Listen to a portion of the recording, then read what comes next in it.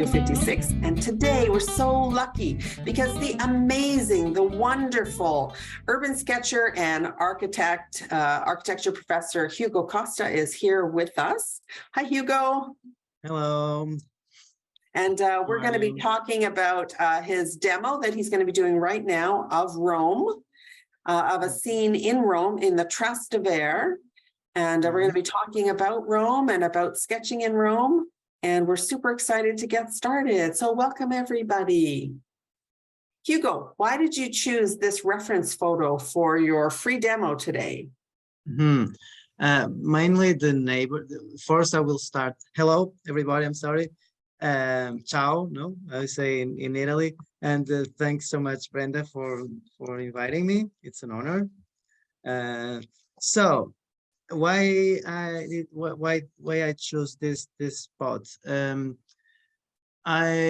When I was living in Rome, when the first time I visit Rome, I love that neighborhood, the Trastevere. I was telling you before, of course, Rome is amazing. The big monuments are amazing.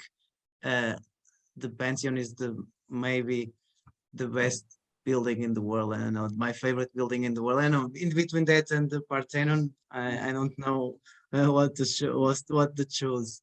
Wow. But the scale of the city is amazing. Knowing that contrast between the big monuments and the narrow streets, but in the Trastevere, you kind of rest, and because you are more in a human scale, you have a different kind of like neighborhood inside of Rome. And I love those little narrow streets with different colors where the sun is always changing, and suddenly you see this amazing square that is Santa Maria de Trastevere with the beautiful medieval church, and then you get into a little narrow streets again. So I love that neighborhood. And then when I was doing my PhD, I did a 4-month stay in Rome. So I wanted to stay at Trastevere. So I was looking for a place to stay, and I found a place in Trastevere. So now it's even more in my heart, like that neighborhood. So when you talked about doing a demo on Rome, I immediately thought about Trastevere, and particularly this place, this picture has the features that I like when I'm sketching, like the light, the contrasting lights. It has a lot of the picture is done kind of in the bottom. I always like to sit in the bottom, you know. The other day I was seeing the last Spielberg movie, when there is this famous director that says the trick to make a good movie is to film in the bottom. No, that the angle, that the horizon line should be either at the bottom or either really high. And it was really funny because that's that's where I like to sketch, like alpha meter or really high from the roof. So, and this picture had this kind of feature, and also had this 3 dimensions that I like to have, like foreground, background, middle ground. And the shadow was amazing. The textures were really good. And it also featured one thing that I always try to draw on my sketches, that is a bicycle. So I think it's perfect. You like to have a bicycle in all your sketches. Yes, and if I don't see any bicycle around, I just put my bicycle in front of me, so I sketch a little detail. It usually is really subtle, but in almost all my sketches there is a bicycle. And why do you like to include a bicycle? Because I'm a bicycle freak. Oh, okay. Do you know what? I had not noticed that about your sketches. Yeah. I don't know. I think now I'm always cycling around. I collect Italian classic bicycles. I'm collecting now, so I have like 8 classic Italian race bicycles. And where do you put them all? Don't say that to my wife. Oh, Is she like there? all Get over. her on the camera. We'll have a little talk. So Okay. that was like the little one of the little details that I like to. So oh, it has a bicycle also, so I will choose this reference pic. Wow. So the next time, so we're going together to Rome in September the 28th to October the 2nd for an in-person vacation workshop. It's going to be super exciting. We're going to be on foot though, except for one day when we take a bus. But the next time, next year, when we go to Rome, we'll have to do a bicycle tour while we're there, a sketching bicycle tour. Of course, I had a bicycle when I was there, when I was living there. Yes, Yeah. it's a good city. It's not the best city to ride, but the thing you can reach. Yeah, but it's I think it's best for walking than cycling. One of the amazing things Yeah. in Rome, mainly when you know, is like the pleasure of going from one place to the other and crossing magical places, so I was Yeah. always thinking, so I'm going to the university, so I'm going to cross this bridge, and then I'm going to cross this library, and then the Piazza Navoni, and then the Campo dei Fiori, and I was going to be 8 hours working on the library, but that half an hour's like walking on these wonderful places was like magic, so It is. It yeah. is. And I know. I did allow myself to make one sketch a day, of course, because I've been doing one sketch a day since 2010. So my little pleasure was making like a little sketch every day when I was there. Wow, that's so amazing. I love Rome. I love it because it's like you don't have to go far to find a subject to sketch that is really exciting. You just have to look here. And when you finish that sketch, you just have to look here and you can make another one. It's just so sketchable. Everywhere you look, there's something to sketch. And I mean, I loved my visits to Rome that I've had there. I loved seeing all those things. I love sketching the Colosseum. I mean, that's on your bucket list for things to sketch, right? And I've had the opportunity to sketch it several times, and I love it. It was wonderful. And sketching the Vatican, which is not easy because they have that semicircle colonnade or whatever it's called with a million pillars. But I've sketched that as well. Super fun. I'm a perspective geek. No, Yeah. I'm a perspective expert. So that I love those perspective challenges. Oh, I'm absolutely the same way. I love perspective. Yeah, and the thing is, in the middle of that, you have like this amazing food. No, you start with the best coffee. I remember one of the also little pleasures was having the real good cappuccino and the cornetto. No, and then of course the food. You can have good fast food. And you can have good slow food.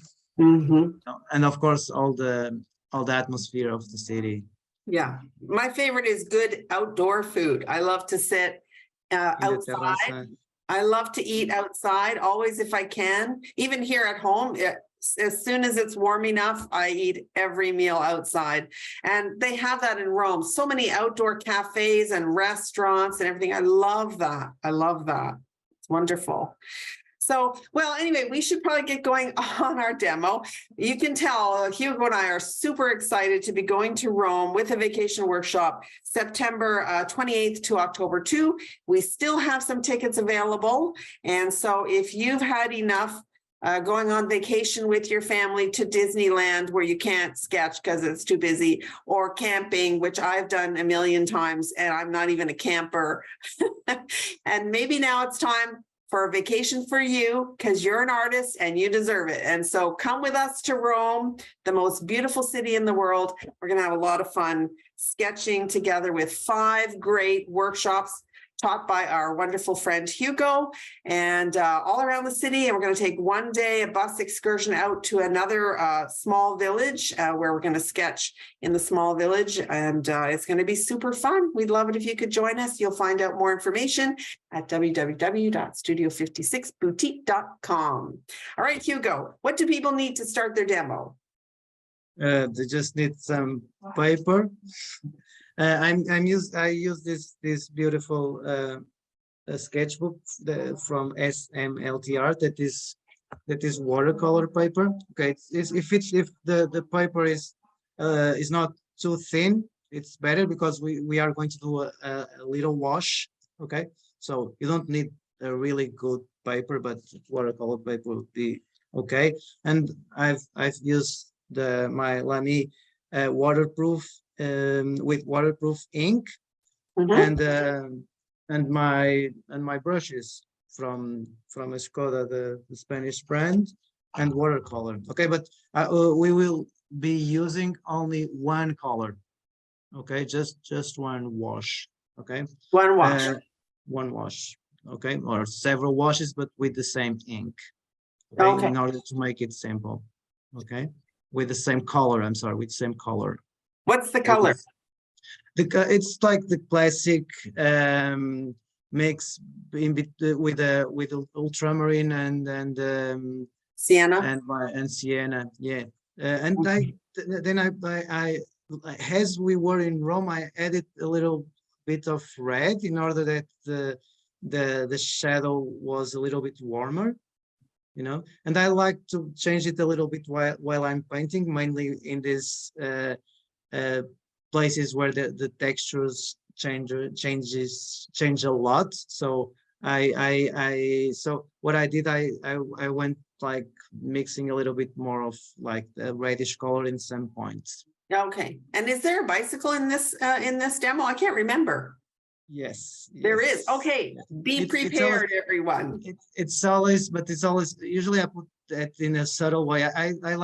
I think suggestion is much more beautiful than showing it like that, you know? Yeah. Okay. All right.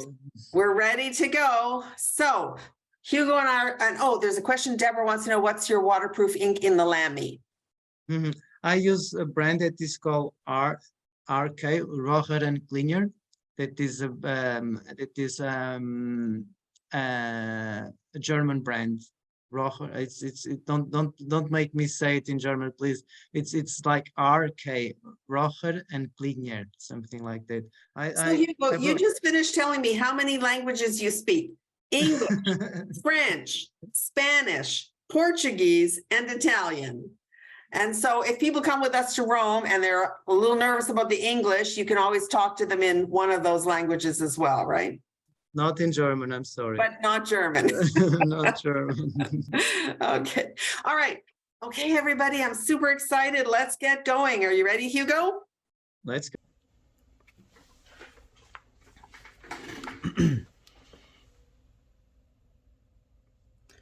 Hello, I'm Hugo, and I will sketch today on this awesome SMLT art sketchbook. It's called the Stone Book.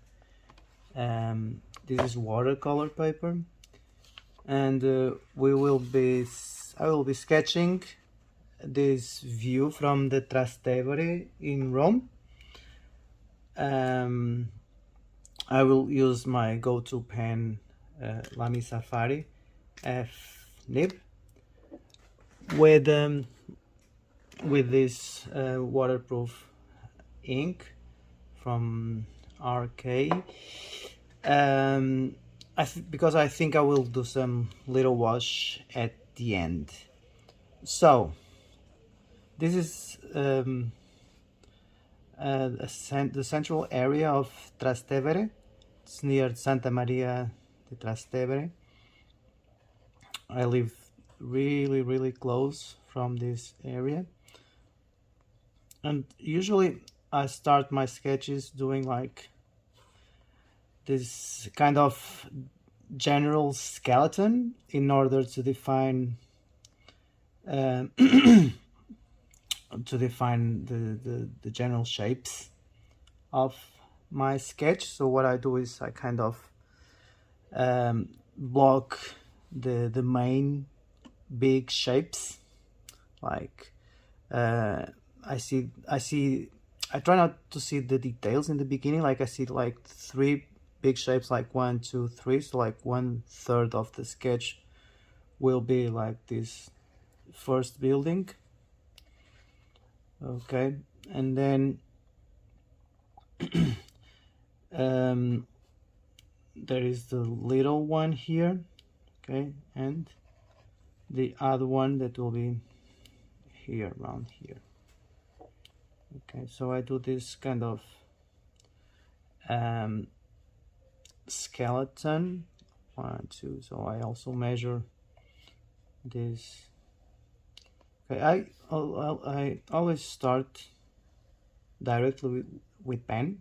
I like to assume my mistakes. I think mistakes are the most beautiful part in the sketches. Okay, so now I'm defining like the inclinations. So we'll have like vanishing point here on this tunnel. Okay, another vanishing point outside on the left, really far away. Okay, and we will have also another one here up in the sky. Okay, so after defining like this general shapes, I will start subdividing these forms, these big forms, in smaller shapes.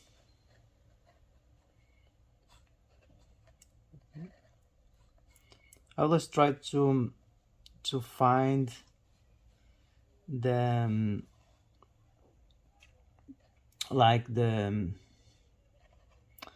the geometry or the logic of every sketch I do, of every form of the sketches I do, like the relationship in the windows. There is a logic, construction logic, usually in every building we sketch. Okay, so we have a vanishing point on the sky, and as we don't have the vanishing point on the left, we know that if this is the horizon line, so the higher we go, the more inclined the lines should be. Okay, so this should be a little bit more inclined than the others. Okay, so I have one window there, the drain pipe here. Okay, and those lines will be tilting like in this direction. Okay, so another window there. I like to do these kind of construction lines that indicate the logic of the construction. Okay, and this is, sometimes I do some little details right in the beginning, so in order to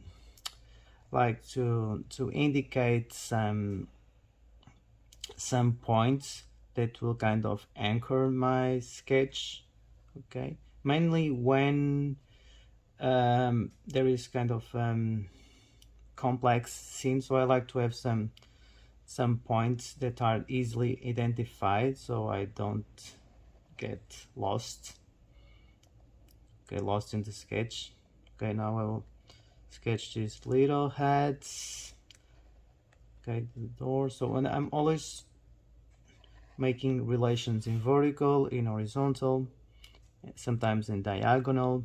Okay, I used to tell my students that this is like a survey. When you do a survey of a building, you measure not only the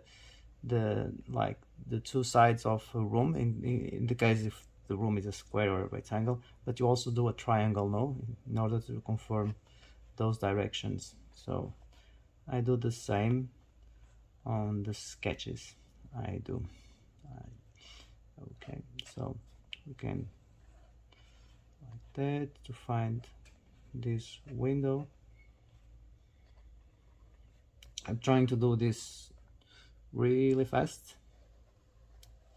I don't want you to get bored.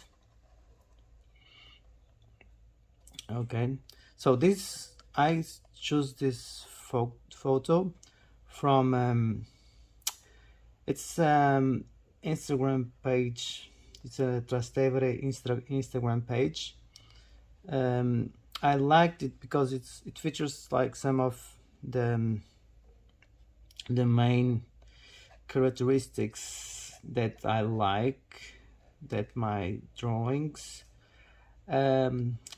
display, like this bicycle, for instance. I try to always sketch a bicycle on my sketches, and if there isn't any bike there, so I just put my bike like in some corner of the street so I can sketch it. Also, I like to have a lot of floor, let's say like this bottom part. I like it to be big in order to have a lot of depth. Okay, so, and this picture is done under the usual eye level. Okay, usually I like to sit in a small stool in order to be like under this the regular, let's say 1 meter and a half, 1 meter and something eye level.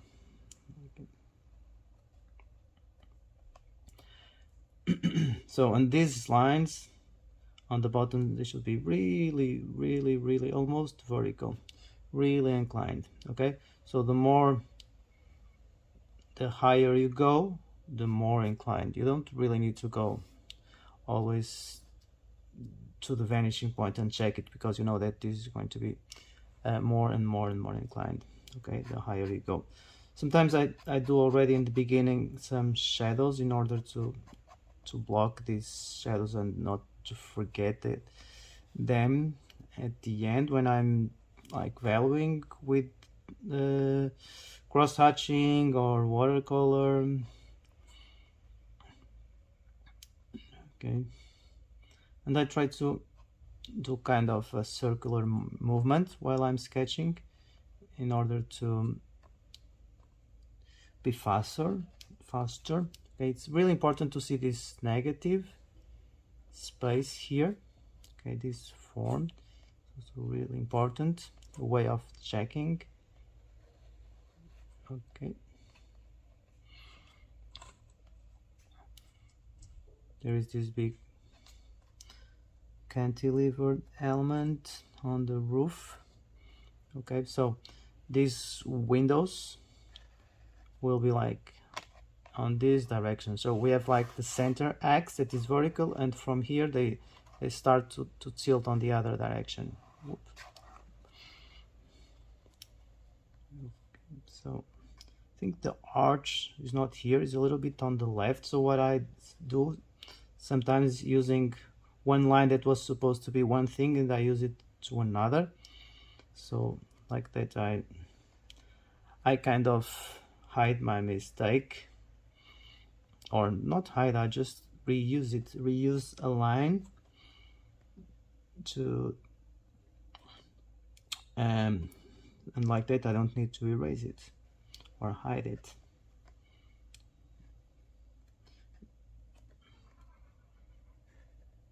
You own your drawing, you can do with it whatever you want. So sometimes if you are going to put a line like 1 millimeter next to the one you already had, so why not using the one you already had if we are not going to use it for the things that you were thinking, the goals, let's say, that you had and when you did it.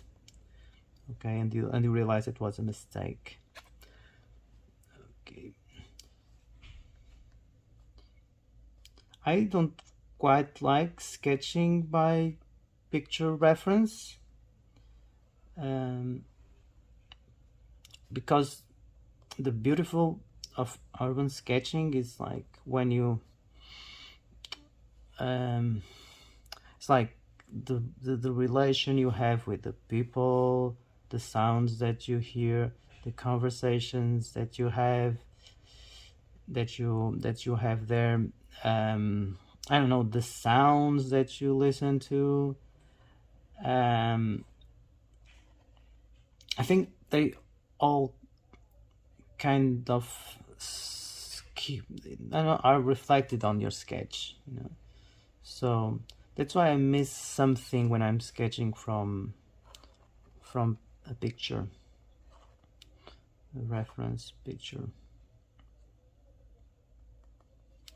And there is also something about, I don't know, being uncomfortable that I like in urban sketching. I think drawings tend to be better when you are uncomfortable, because you are kind of more awakened, and maybe all your senses are more open to things that happen around you. And as I told you, all of that, I think, indirectly or directly, tend to be reflected on your sketch.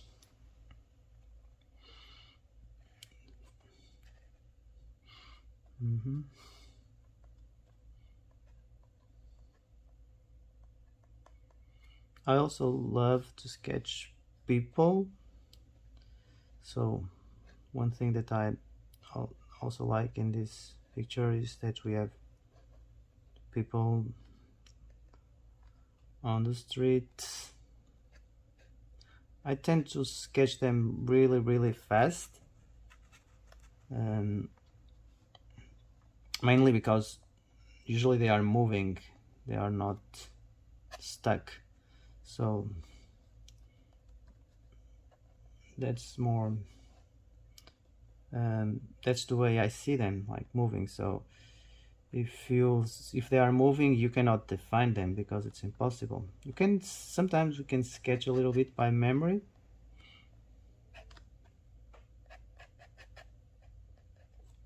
Okay, so here I'm defining some of the darkest areas.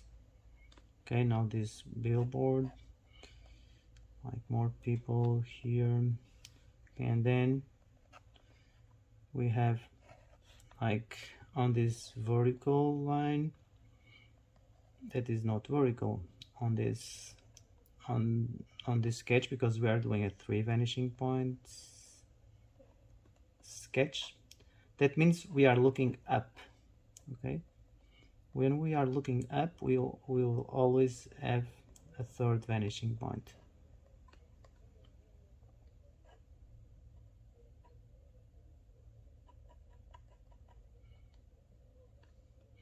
There is a car here, but only a little part of the car. Cannot see what, maybe I think it's a van. It's a shame because I love to sketch cars. Okay. I think I won't make it up. I will just sketch what I see.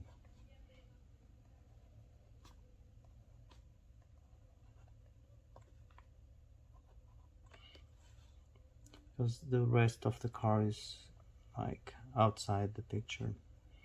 Okay, so we have sketched the windows.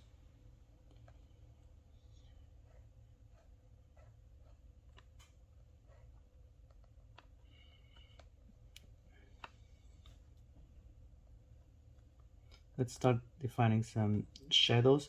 One thing that I like on this fountain pen is that when you twist it, you have different thicknesses. You know, like one like this and like this. This is thick, this is thin. Okay, and of course it depends also on the speed you do. Okay, but that's why I'm always tilting my nib.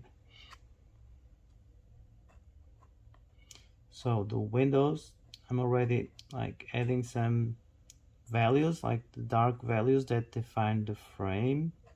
So I'm sketching the frame by its negative shape, let's say. Okay, like the window frame. What I did, I sketched the black shadow, and the frame came out by the negative shape. Okay, and these windows are closed. So now I tilt the nib in order to have some thinner line.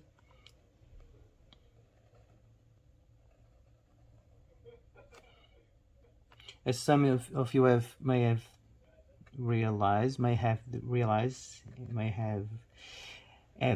in the beginning, I did a little mistake here in the window, so but this will disappear in the end. It's no problem, because I will have some tiles there, then we'll have the shadows, and finally this will be a part of the sketch.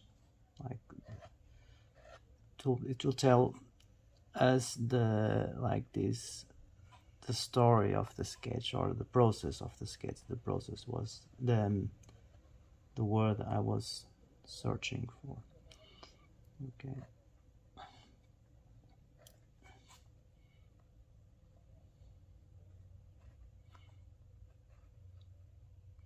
Sometimes I do already some shadows with the ink.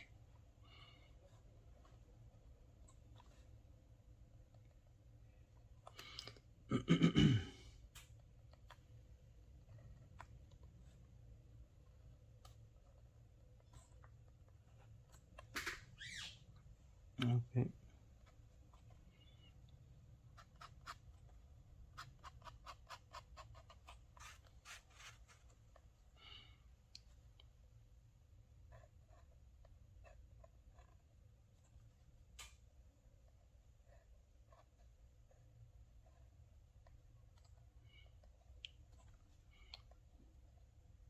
When I want to be fast, I try to do this sometimes like continuous lines, like doing all these frames without keeping the pen always on the paper, without lifting the nib.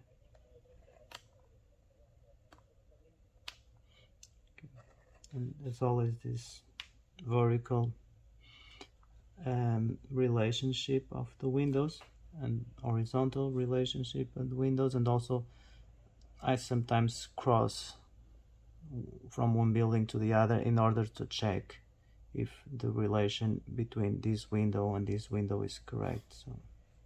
So there is like this line that confirms like that this point is on the same horizontal line as these windows. Okay, always confirming. So if this is okay with this window, and this window is okay with that, so all the others are okay with that one. Have the same, let's say, proportions and relations, like formal relations.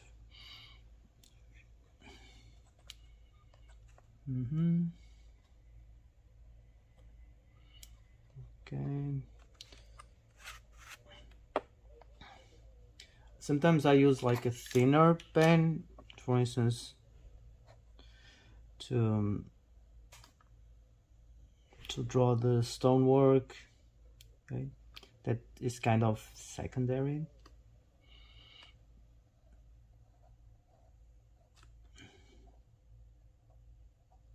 We don't really need to draw all of it, because if we draw some, I think our brain is like wise enough to get how the rest works, you know. And it's always, I think it's always much more beautiful to suggest than to show it all.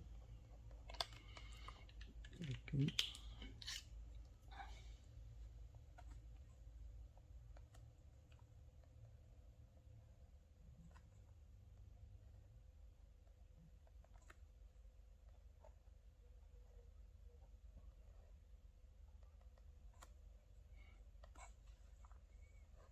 the drain pipe. Now I will like enhance this shadow here under the third floor windows.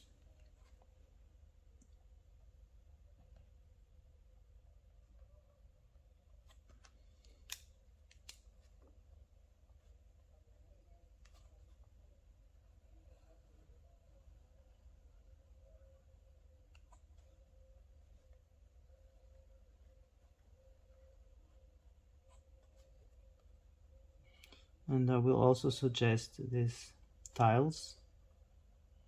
It's really important in the Trastevere.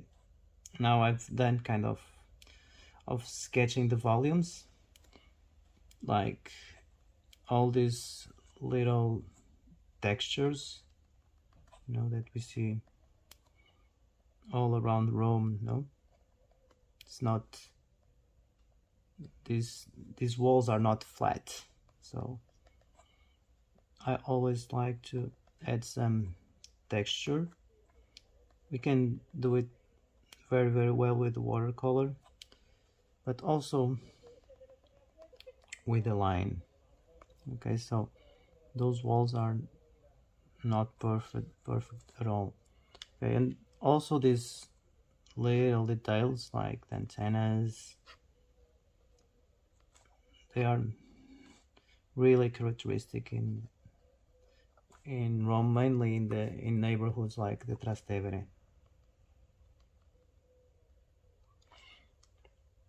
Okay, so I also sketch like this image because it allows me to have like this sense of middle ground, foreground. Okay, so I will enhance it like with this like drawing elements that are here, like in the foreground. Okay, and the textures also, the texture of these stones on the floor, the cobblestones. Okay, this is kind of, here there is kind of a curve, so they are not parallel to this facade, so there is kind of another vanishing point here. So what I will do, okay, these lines will help me to enhance like this distance. Okay, because one of the rules of perspective is like lines tend to a point like that is on the horizon, and they get shorter as they go, as they recede. So this helps a lot to give that dimension. No, another way of like suggesting depth is defining, giving more detail in what is on next to you or on the foreground. Okay, like we can define a little bit more the cobblestones here on the foreground, and we are almost done with ink. I think we are now we are now maybe doing a little wash, and then maybe we'll pop up again, or go up again. Maybe pop up is not the right word. Okay, we will go back again to the ink.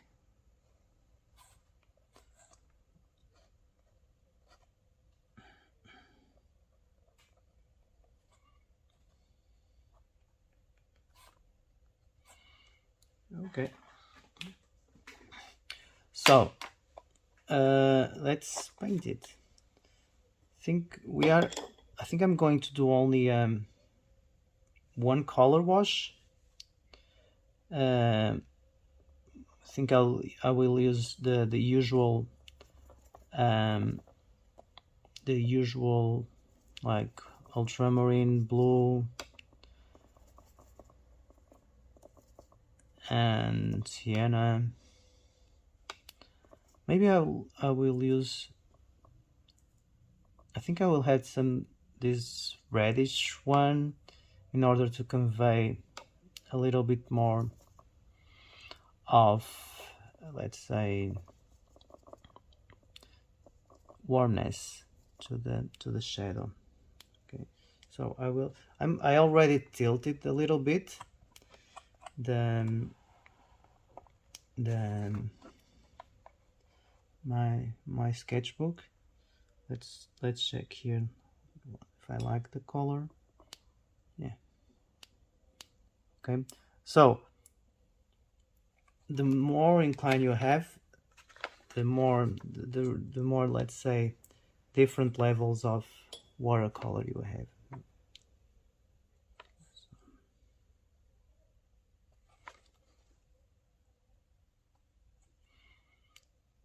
As I told you, as the Trastevere is changes so much, it's not homogeneous at all. Maybe I will give some little color changes while I'm painting. Okay. Also,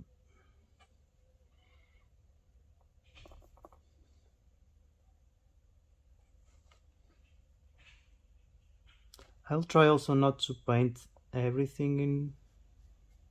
Okay, maybe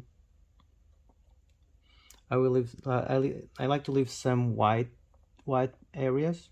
Okay, in order to define the shapes that we are sketching. Okay, let's try to do like a confident brush stroke. Okay, there are here some plants that I will try to save.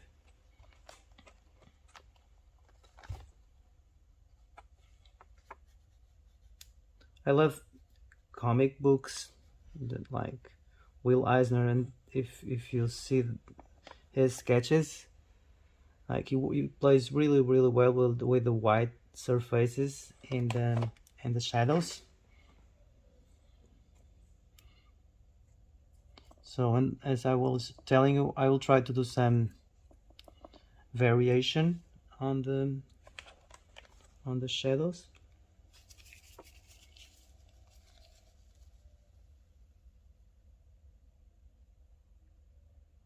Maybe there was too much water here.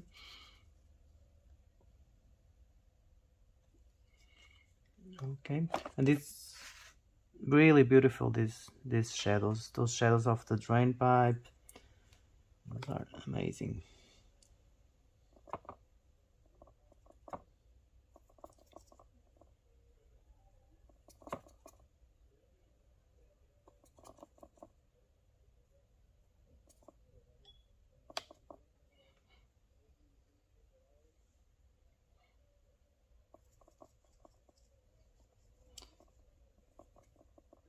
Okay.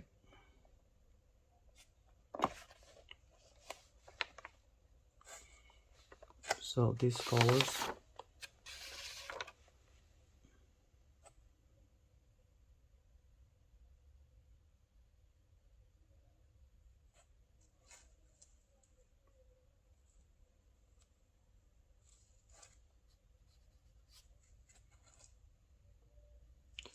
Here, let's try to do a little cut in order to enhance the drain pipe.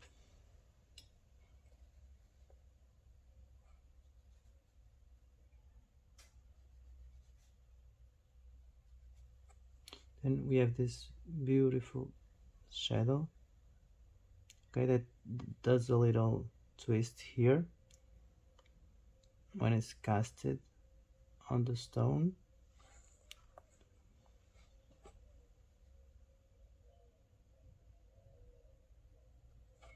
Okay, when we are painting, we are always looking for this contrast.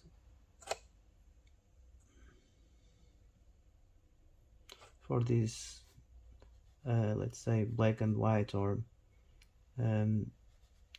dark and light values.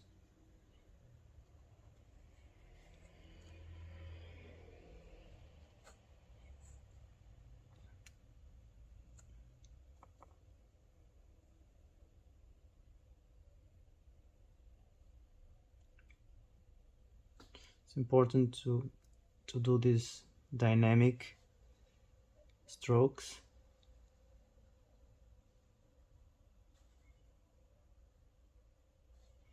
Need to be fearless.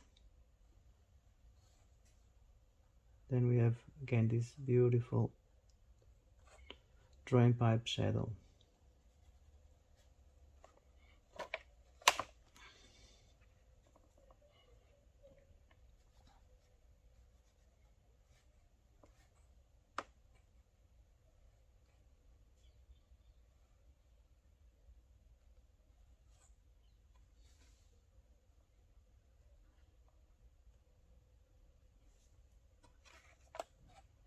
Try to clean this. It's too dry there. It's too sorry. It's too wet.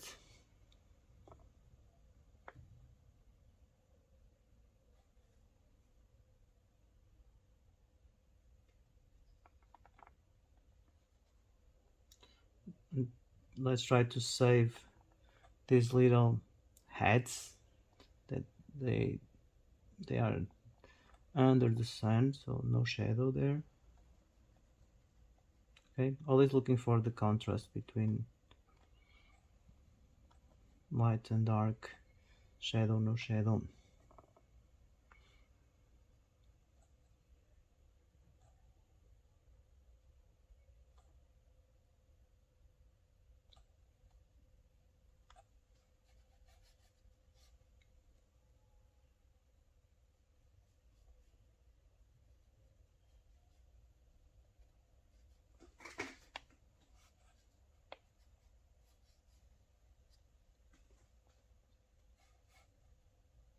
The shadow of the bicycle.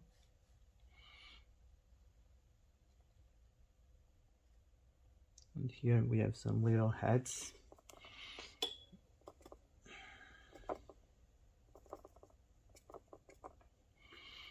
Okay, now these vertical elements have these beautiful shadows. Not vertical, these horizontal elements, sorry, of the windows. I guess they are not only decorative but also for rain protection. Okay.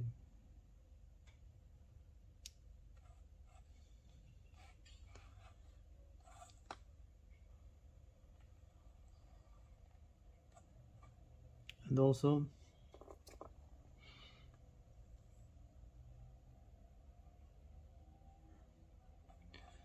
the other door, okay, that will define these guys here and negative. We can take advantage of this painting or this movement that we are doing and do already like the shadow, the casted shadows of these people here.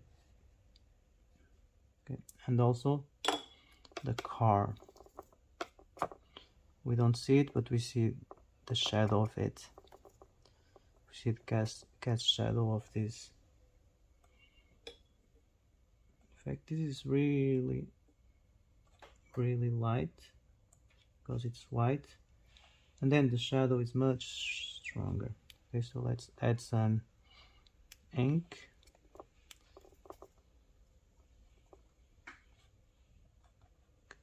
And make it stronger.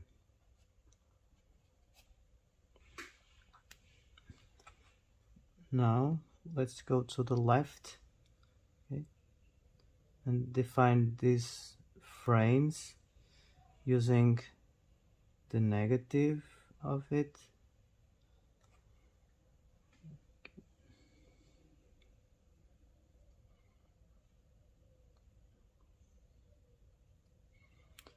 And now the lamp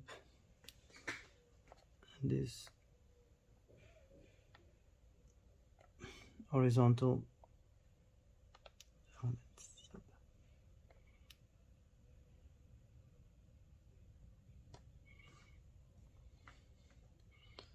There's also a really beautiful casted shadow here.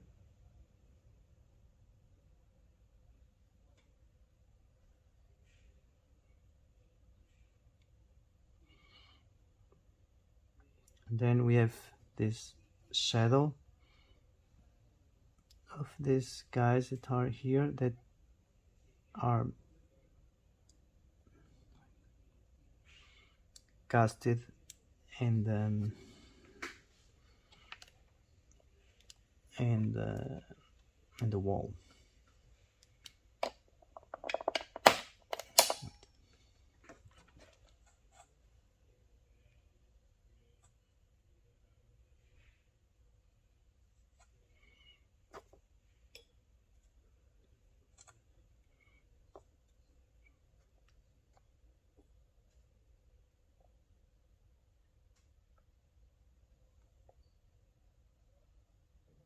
Maybe this is the darkest shadow.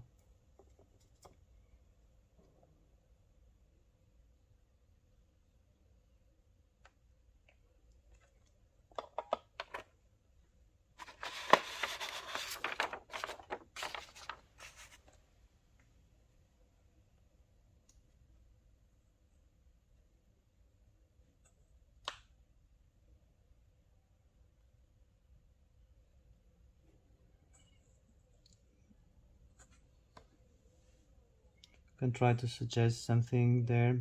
I don't really see what's there, but we can try to make a suggestion. Here, add some texture. Then at last,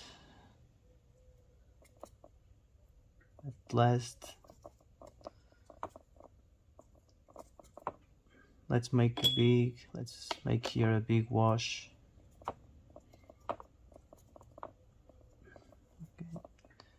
In order to have this shadow in the bottom, at the bottom.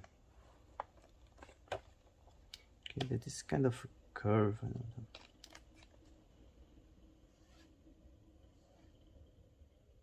Like this, like that.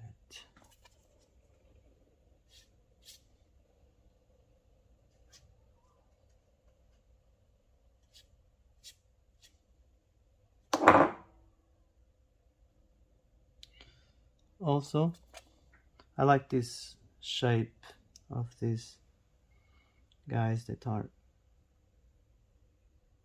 we don't see, but we see their shadows now. It's beautiful, this suggestion. Okay, and here we can use the brush like pressing more to do the body, then a little bit less to do the legs. There's a hand there also.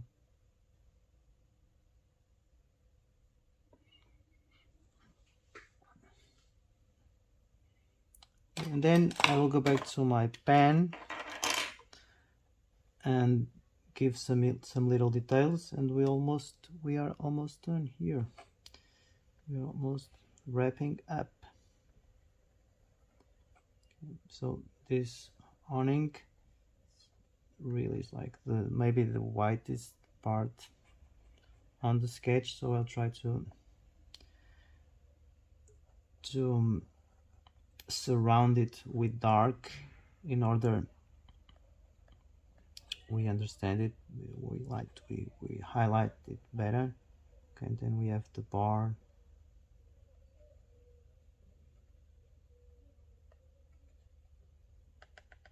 Add some textures.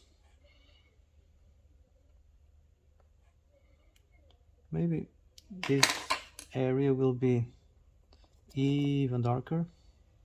No, this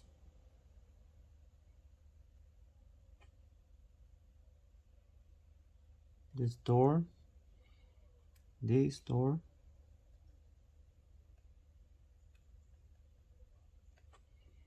and some parts of this door.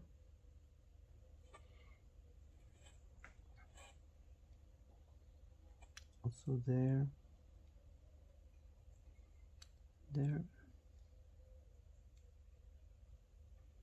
and there.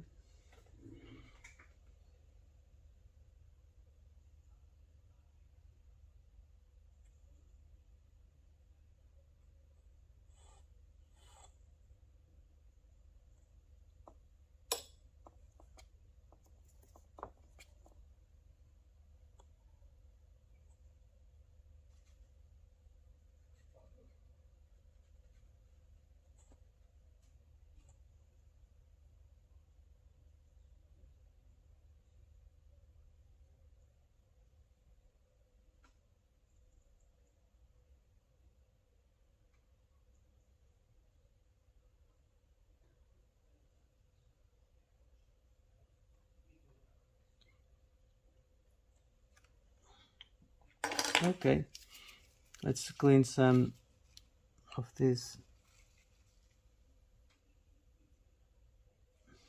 ink. What I do like to do is like to stand up and check, like have like a general vision. Okay, because when you have your nose on your sketch, you tend not to see or to lose some of the information, you know, like I was losing here. You know, this billboard is way much lighter than the background of it. Okay, and then I was missing one of the things that I love to do is like finding a red spot on my sketch, like here, little subtle red spot. And define a little bit more this wall, because the Trastevere is like this, so all these ads and cards and graffitis are also part of the Trastevere.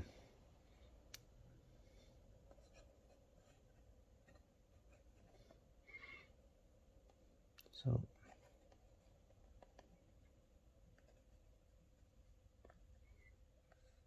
and we are done. I think we are pretty much done. So I hope you enjoyed it. Thanks, Brenda from Studio 5556 for inviting me, and I hope to meet you one day in person, maybe in Rome, maybe in some other place in the world. So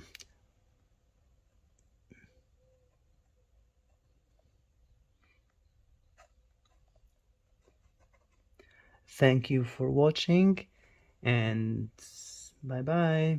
Ciao. Thank you, Hugo. That was fantastic. Thank you. Thank you. Yeah, I love that. I never, when I finish, I always think all the things I could have done much better, you know, and mainly to explain a little much better.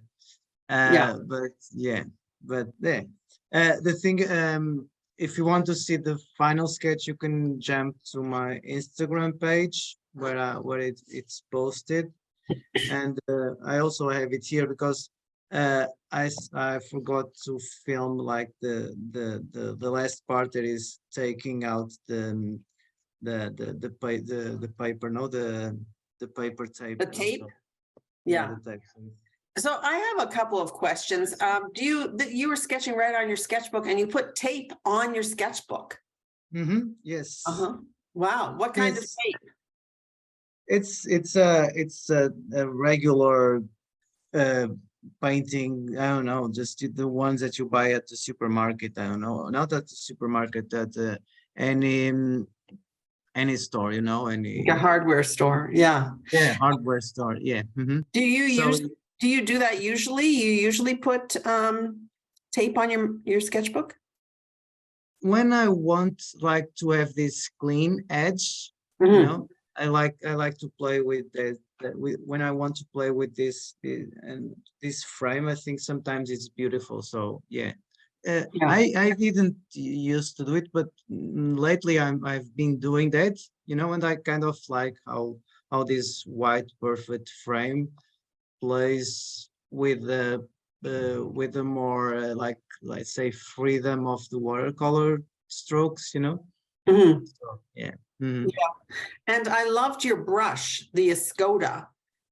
Yeah, it's really it's great. It's really and it's synthetic. Now I used to buy like natural